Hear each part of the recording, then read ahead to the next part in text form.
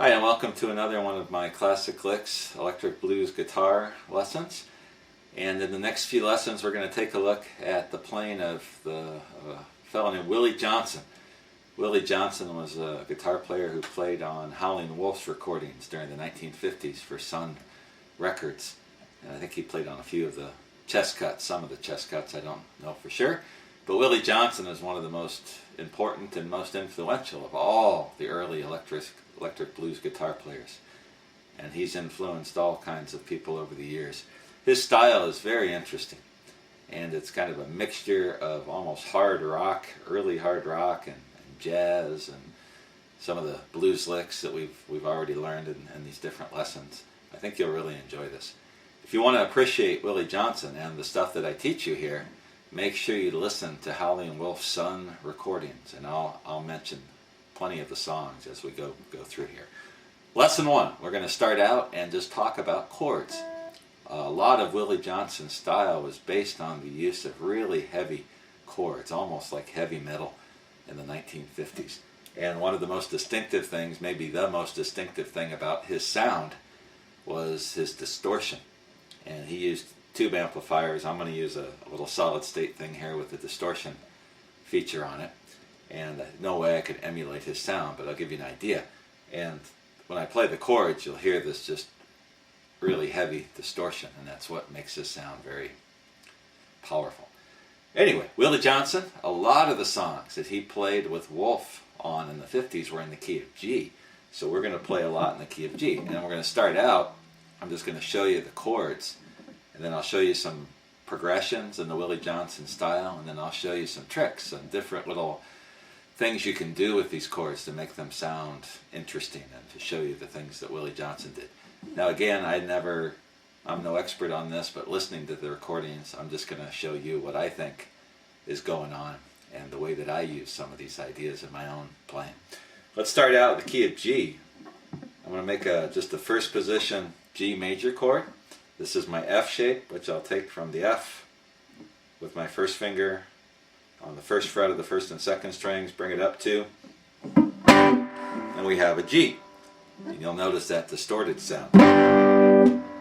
That's what we're trying to get at. So he used a lot of major chords, which is kind of cool, and we'll get into that.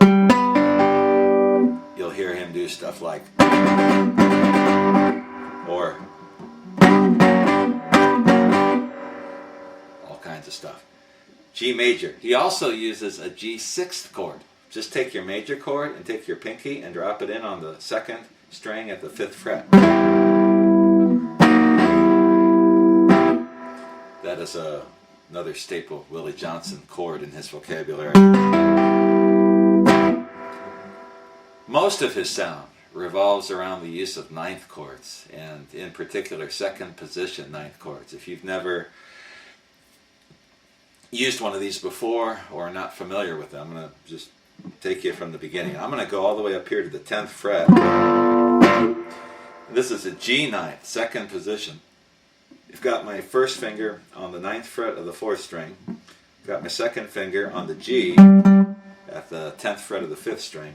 Then I'm going to take my ring finger and flatten it out on the 10th fret, covering the 1st, 2nd, and 3rd strings. You'll hear that chord all the time in Willie Johnson's playing. Now he also used that same shape in a couple different places. One is way down here at the 3rd fret with my first finger on the 4th string at the 2nd fret. That's a C 9th. And then up 2 more frets, D 9th. So in a G progression, our 1 is a G, our 4 chord is a C, and our 5 chord is going to be a D 9th.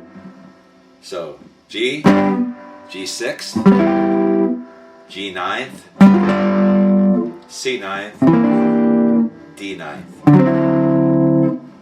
Those are the majority of the chords that he uses. He doesn't use a whole lot else than that. There's one other chord he uses for the 5 when he does turnarounds, which is a 7. This is a C7th, or a C7th shape, moved up 2 frets to be a D7.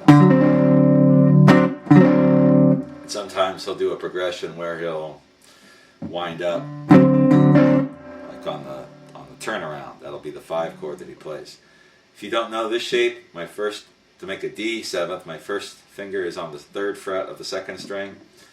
My second finger is on the 4th fret of the 4th string. My ring finger is on the 5th fret of the 5th string, which is our D. And then my pinky is on the 5th fret of the 3rd string. Then I don't play the 6th or 1st strings. You can mute those with your left hand. So, getting into Willie Johnson style, I'm going to show you just my version of a typical Willie Johnson chord progression. Now he would use a lot of single string runs in between the chords, and we'll get into that later. But just the chord ideas. Let me just play something for you. This is off the cuff based on a few different songs that I'll mention a little bit later. So Willie Johnson in the key of G, then I'll show you what I'm doing here.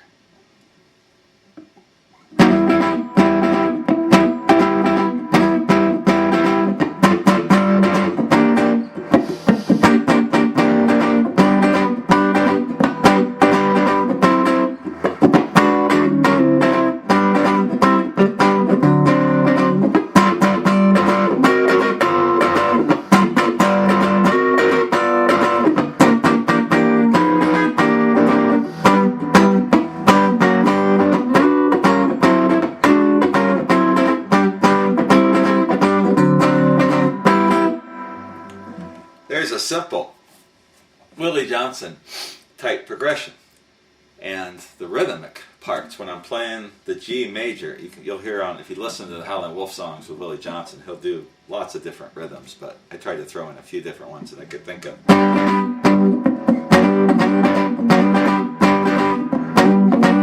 lot of times he'll slide into those chords from one step below.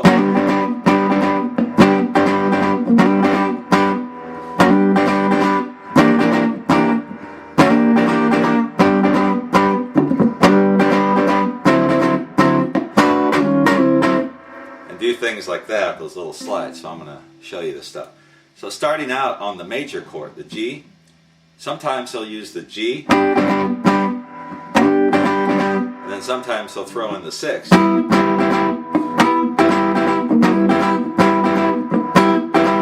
Sometimes right before he switches to the 4, he'll go to the G9. You hear that in a lot of his tunes. And so I'm staying on the G,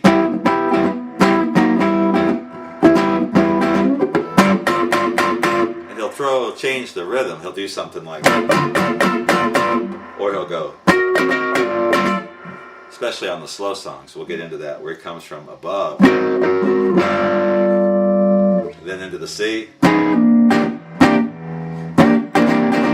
Now when he goes to the 4, one thing I don't think I did on that first example is sometimes he'll do this alternating thing between the C ninth and the D ninth, but without the full shape. Something like this. And I'm just taking my first finger and I'm barring mainly the 2nd, 3rd, and 4th strings, a little bit of the 1st string, with my first finger at the 3rd fret, and then I'm taking my ring finger back and forth off the 5th fret.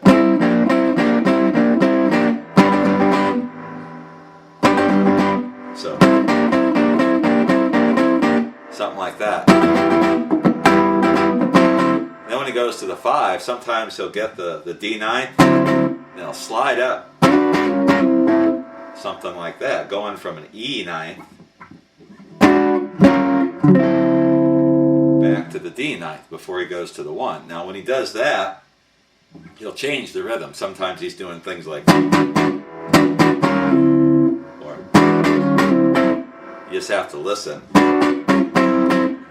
and hear exactly what rhythm he's doing, or you can just make up your own in there. So that's an example of a faster Willie Johnson tune. Now when we put it all together and we do this, you'll see there's a lot of single string runs in between. One other thing, just thinking about this, something he likes to do is go to the really high register on these progressions. So he'll do something like this when he's on the 4. Let me just start it from the top.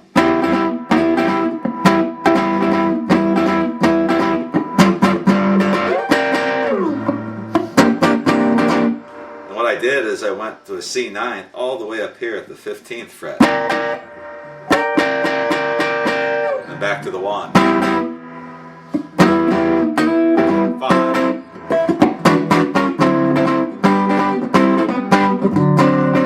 Turnarounds. When he does the turnaround in the faster progressions, a lot of times he'll do something like this. So I'm on the G major, and I go to just briefly a C. It's a C major chord, but I'm just using my ring finger and getting the 2nd, 3rd, and 4th strings at the 5th fret. Just kind of a quick punch. And another punch on the 1, and then the D7. So whole turn around. Back into the song, the 1. Now all the single string runs.